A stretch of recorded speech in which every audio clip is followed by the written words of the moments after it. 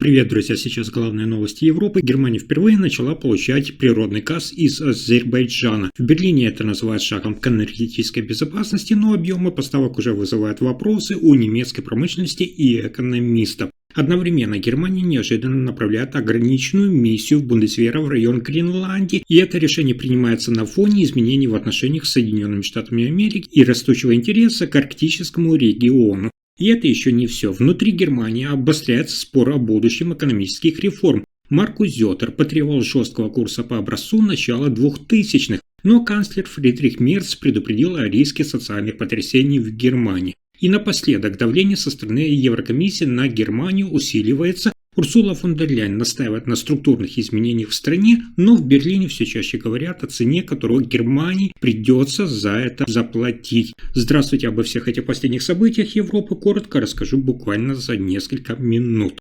Итак, сейчас Германия впервые начала получать природный газ из Азербайджана. Это событие подается как шаг к энергетической безопасности, но при более внимательном рассмотрении становится ясно, что за этим решением стоит непростое и до конца не урегулирование противоречий между политикой, экономикой и реальными потребностями страны. Здесь речь идет о поставках по южному газовому маршруту через Турцию и Италию. Контракт заключен на 10 лет, объем до 1,5 миллиарда кубометров газа в год. Скажу для сравнения, в докризисные годы Германия потребляла более 90 миллиардов кубометров в год. То есть новые поставки закрывают лишь небольшую долю потребностей, но при этом требуют сложной инфраструктуры и долгосрочных обязательств. Именно здесь возникает сложная ситуация. Формально Берлин говорит о диверсификации, снижении зависимости, но фактически Германия меняет одного внешнего поставщика на другого, не решая главного вопроса, как именно обеспечивать стабильную и дешевую энергию для промышленности.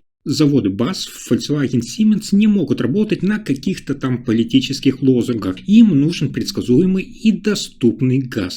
Канцлер Фридрих Мерц прямо указывает на эту проблему. Он уже не раз говорил, что отказ от прежних источников энергии произошел слишком резко, без запасного плана, и теперь Германия вынуждена покупать газ дороже и дальше, чем раньше. В случае с Азербайджаном это означает длинную логистику, зависимость от транзитных стран и отсутствие гарантий, что объемы можно будет быстро увеличить в кризис. С другой стороны, это Брюссель. Урсула фон дер Ляйен активно поддерживает такие сделки и называет их частью общеевропейской стратегии энергетической независимости. Для Еврокомиссии важно показать, что Европа способна находить альтернативы и действовать единым фронтом. Но в Берлине все чаще задают вопрос, чьей ценой эта стратегия реализуется.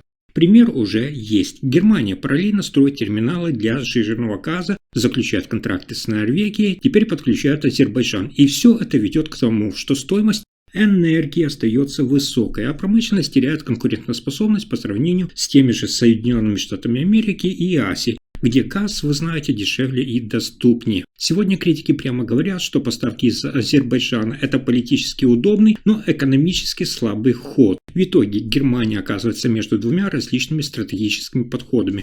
То есть, с одной стороны, курс Еврокомиссии, который продвигает Урсула фон дер Ляйен, то есть больше партнеров, меньше старых зависимостей. С другой – это позиция Фридриха Мерца и промышленников, которые предупреждают, что без надежных, крупных и дешевых источников энергии страна рискует столкнуться с долгосрочными структурными изменениями в промышленности. Поэтому поставки газа из Азербайджана – это не финал и не решение на самом деле. Важно понимать, что на текущем этапе это лишь показатель того, что Германия продолжает искать устойчивую модель энергетического баланса, при которой одни риски снижаются, а другие, наоборот, возникают. Следующая новость, одна из самых важных для Европы. Германия направляет миссию Бундесвера в район Гренландии в период, когда отношения с Соединенными Штатами Америки переживают не самый простой этап. Официальная формула звучит аккуратно. Миссия не направляется против Соединенных Штатов.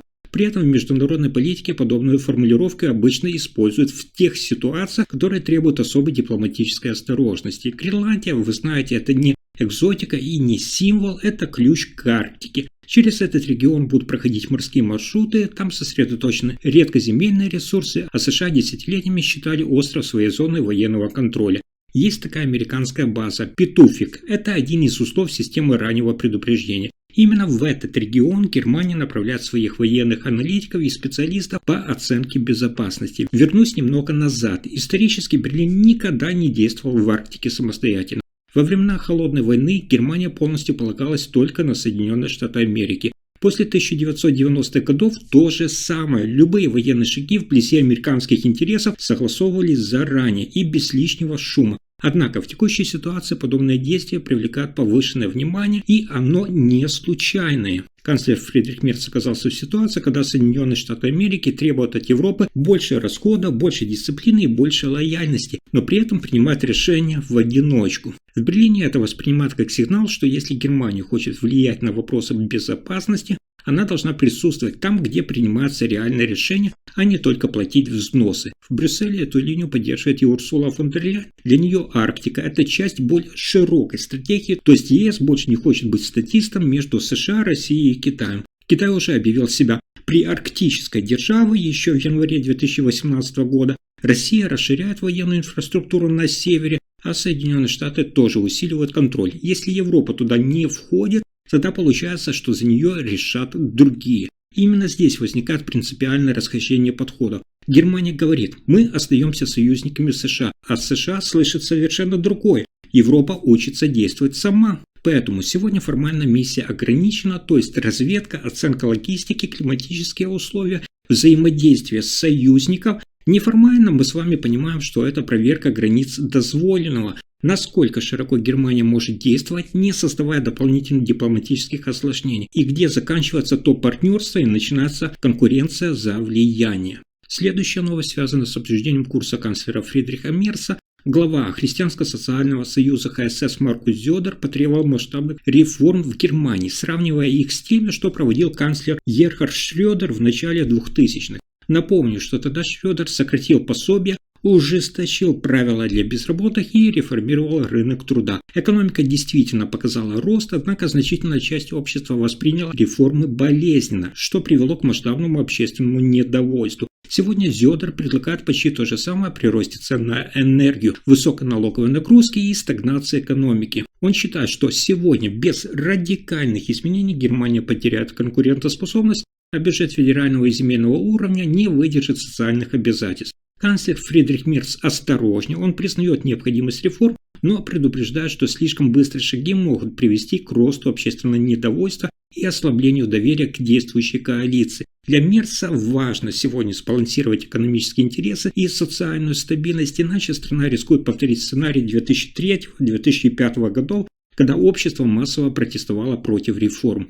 С другой стороны, это Брюссель и глава Еврокомиссии Урсула фон дер Ляйен оказывают давление на Берлин. Сегодня ЕС требует структурных изменений для повышения конкурентоспособности экономики и снижения бюрократии. Для Германии это означает дополнительное давление сверху, то есть нужно реформировать, иначе выполнение европейских стандартов и обязательств может осложниться и повлиять на доступ к финансовым программам. Я вам об этом уже не раз рассказывал. Таким образом, прямой конфликт виден на примере рынка труда. Зёдер предлагает упрощение, увольнение и снижение социальных выплат, чтобы предприятия могли гибко реагировать на кризисы. Мерц считает, что резкие меры ударят по самым уязвимым и приведут к массовому недовольству. Малый и средний бизнес уже жалуются на рост налогов и энергорасходы, потому что любое новое изменение может привести к финансовым трудностям для компаний и росту социальной напряженности. Таким образом, исторический контекст показывает, что Германия способна проводить болезненные реформы, но без общественной поддержки последствия могут оказаться крайне тяжелыми, включая снижение доверия к правительству и усиление протестных настроений в обществе.